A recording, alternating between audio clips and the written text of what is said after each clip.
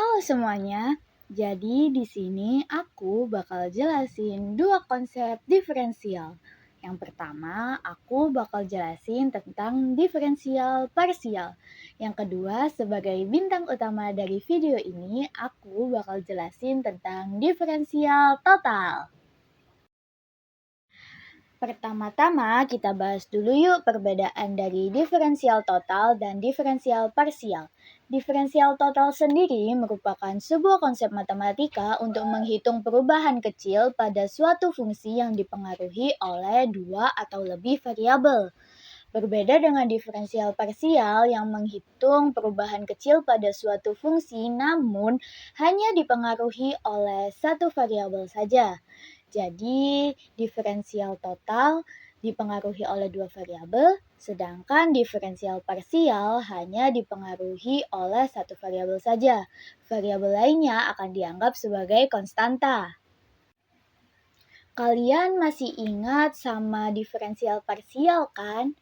Kalau nggak inget nggak apa-apa, bakal aku jelasin ulang ya. Pertama-tama kita bahas dulu pengertian dan ciri-ciri dari diferensial parsial. Jadi, diferensial parsial adalah sebuah konsep matematika untuk memperkirakan laju perubahan suatu fungsi yang bergantung pada dua atau lebih variabel. Namun, perubahannya hanya dipengaruhi oleh satu variabel saja. Variabel lainnya akan dianggap sebagai konstanta. Nah, ciri-ciri dari diferensial parsial ini aku nulisnya ada 4 ya. Yang pertama, fungsinya bergantung pada lebih dari satu variabel. Contohnya, variabel X dan variabel Y. Berbeda dengan diferensial biasa yang bergantung pada satu variabel aja. Selanjutnya, diferensial parsial mempunyai notasi khusus, bentuknya seperti D, dibacanya del atau parsial. Tapi kalau di kelasku dibacanya do ya. Nomor 3, hasilnya juga berupa fungsi. Nomor 4, diferensial parsial ini hanya menurunkan pada satu variabel saja. Variabel lainnya bakal dianggap sebagai konstanta. Ingat ya poin 4 ini penting banget. Nah, kita masuk ke bentuk-bentuk diferensial parsial ya. Aku cuma masukin dua bentuk umum yang paling sering muncul di kelasku, yaitu dua peubah dan tiga peubah. Untuk dua peubah sendiri itu maksudnya dua variabel. Umumnya di kelasku itu pakai variabel X dan variabel Y. Nah, turunan parsial terhadap X itu biasanya ditulis dengan do F per do X. Sedangkan turunan parsial terhadap Y ditulis sebagai do F per do Y. Nah, selanjutnya untuk tiga peubah itu di kelasku umumnya pakai tiga variabel ini, yaitu X, Y, dan Z. Nah, untuk turunan parsial terhadap X sama seperti dua peubah tadi, yaitu do F per do X. Sedangkan turunan parsial terhadap Y juga sama, yaitu do F per do Y. Lalu terakhir, turunan parsial terhadap Z ditulis sebagai do F per do Z. Untuk memperkuat pemahaman kita tentang diferensial parsial, di sini aku bakal menjelaskan contoh soalnya ya. Pada contoh soal ini, kita diharuskan untuk mencari diferensial parsial pada fungsi 3x kuadrat plus xy plus y pangkat 4. Nah, diferensial parsial yang dicari itu terhadap X dan terhadap Y ya. Jadi kita lakukan masing-masing. Pertama-tama kita turunkan dulu terhadap X. Seperti yang di awal tadi, bentuknya adalah do F per do X. Karena pada fungsi ini merupakan fungsi penjumlahan, jadi kita bisa nuruninnya masing-masing dulu. Nah, yang pertama kita turunkan dulu yang 3x kuadrat. Nah, seperti halnya menurunkan biasa terhadap X, kita turunkan seperti biasa aja ya. Nah, 3x kuadrat diturunkan terhadap X sama dengan 6x. Selanjutnya yang XY, karena di sini terdapat variabel Y, maka Y-nya akan dianggap sebagai konstanta. Atau seperti nilai biasa deh. Jadi turunan XY terhadap X adalah 1Y. Yang terakhir adalah Y pangkat 4. Karena Y pangkat 4 adalah variabel Y dan dianggap konstanta, maka turunannya terhadap X adalah 0. Jadi hasil akhir dari fungsi 3X kuadrat plus XY plus Y pangkat 4 diturunkan terhadap X adalah 6X plus Y. Selanjutnya kita turunkan terhadap Y. Kalau yang tadi kita turunkan terhadap X, Y-nya menjadi konstanta, sekarang terbalik. Karena kita turunkan terhadap Y, maka yang jadi konstanta adalah variabel X. Nah, pertama-tama kita turunkan dulu yang 3X kuadrat. Nah, karena ini bentuknya konstanta, apabila diturunkan terhadap Y, maka sama dengan 0.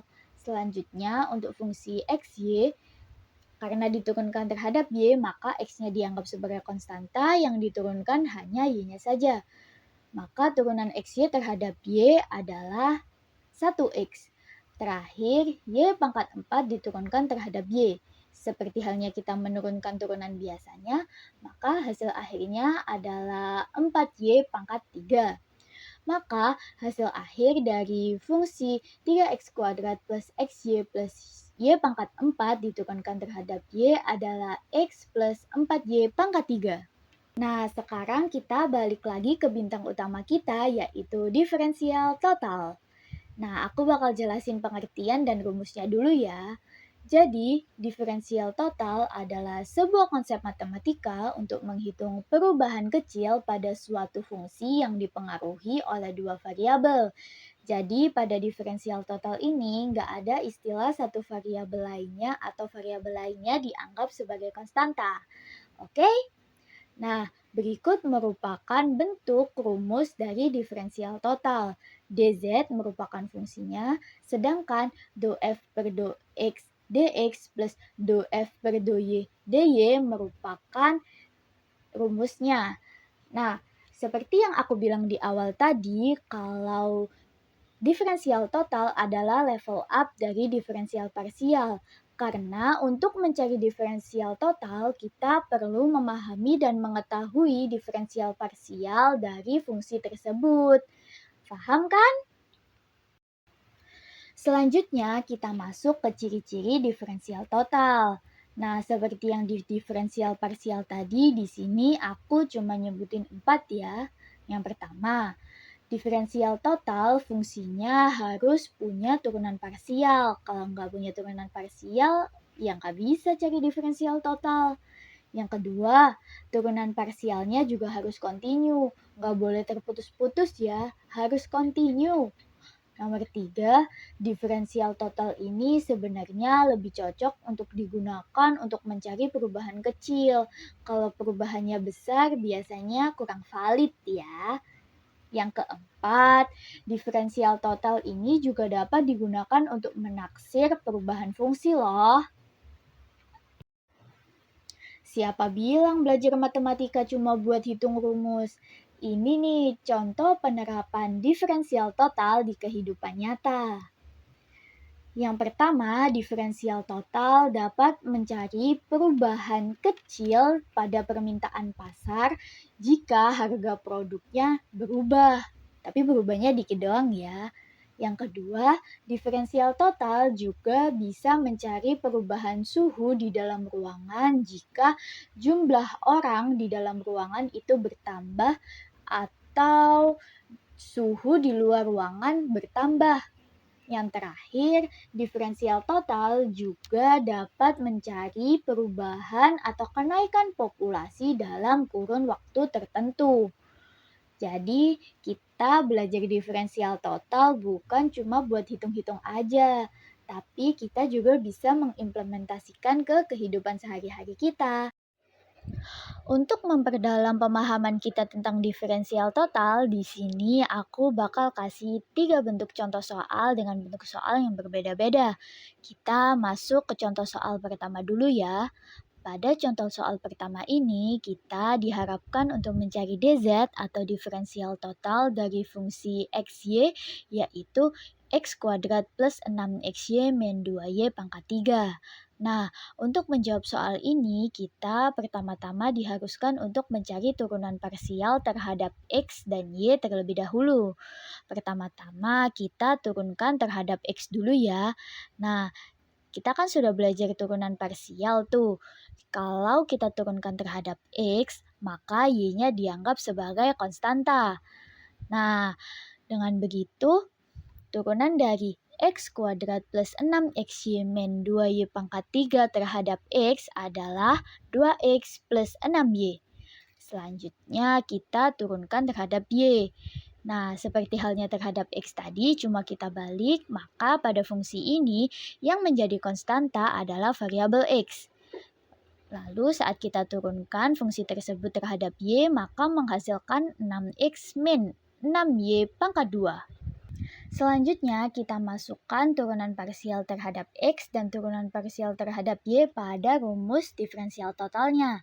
Lalu menghasilkan hasil akhir yaitu dz sama dengan 2x plus 6y dx ditambah 6x min 6y kuadrat dy. Ini merupakan hasil akhir atau diferensial totalnya. Nah, kita masuk ke contoh soal kedua nih. Pada contoh soal kedua, kita diminta untuk mencari diferensial total dan delta Z untuk membandingkan hasil dari dua fungsi tersebut. Nah, untuk variabelnya itu cuma dua variabel ya, variabel X dan variabel Y, di mana variabel X mengalami perubahan dari 2 menjadi 2,05 dan Y mengalami perubahan dari 3 menjadi 3,07. Pertama-tama, kita substitusikan dulu nilai awal dan nilai akhir pada fungsi yang sudah diberikan pada soal. Pertama-tama kita substitusikan dulu jika nilai X sama dengan 2 dan nilai Y sama dengan 3. Nah, jika disubstitusikan kita mendapatkan hasil yaitu 1. Selanjutnya kita substitusikan nilai akhirnya yang sama dengan X sama dengan 2,0 dan Y sama dengan 3,07. Jika disubstitusikan pada fungsi pada soal akan menghasilkan 1,4395. Begitu. Selanjutnya, baru deh kita cari dx atau delta x-nya dan dy atau delta y-nya. Cara mencari dx dan dy adalah dengan mencari selisih dari nilai akhir dan nilai awal. Untuk dx sendiri atau delta x-nya kita temukan 0,05 dan delta y-nya atau dy-nya kita temukan 0,07. Selanjutnya kita cari dz atau diferensial totalnya dulu nih.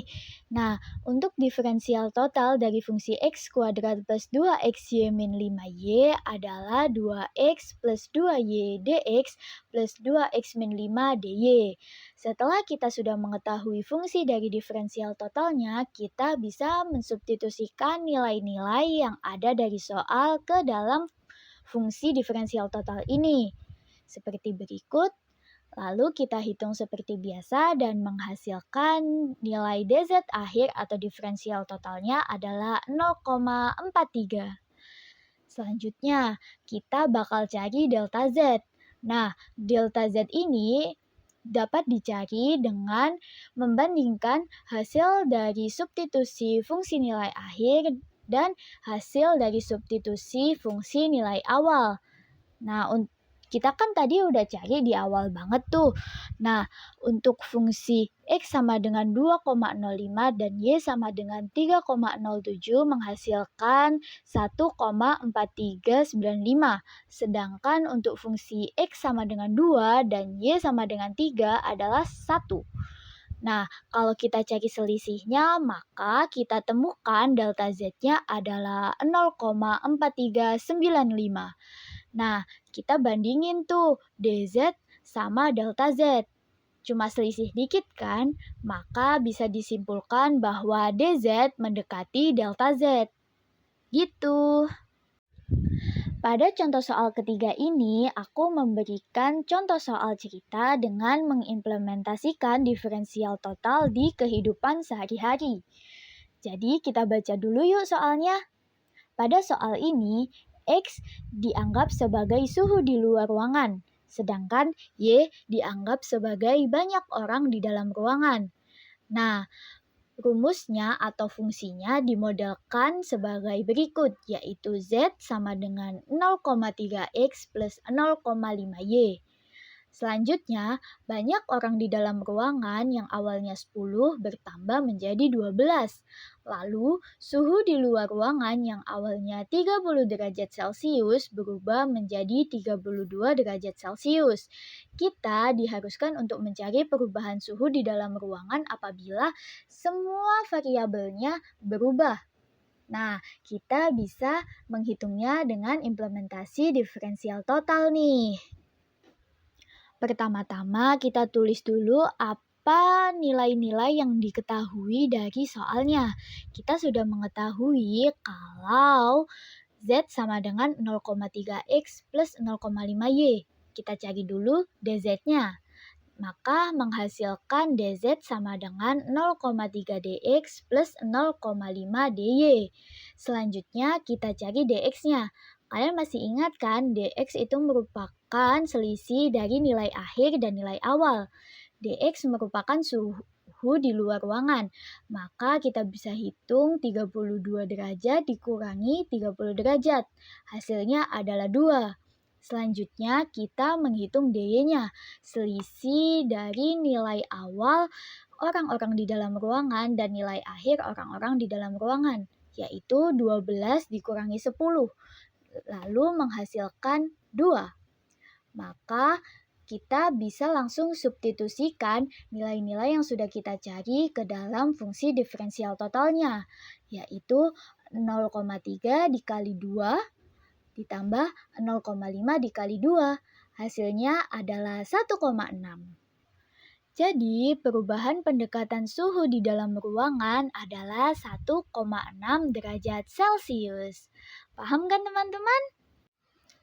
Nah, itu tadi beberapa penjelasan singkat tentang diferensial total.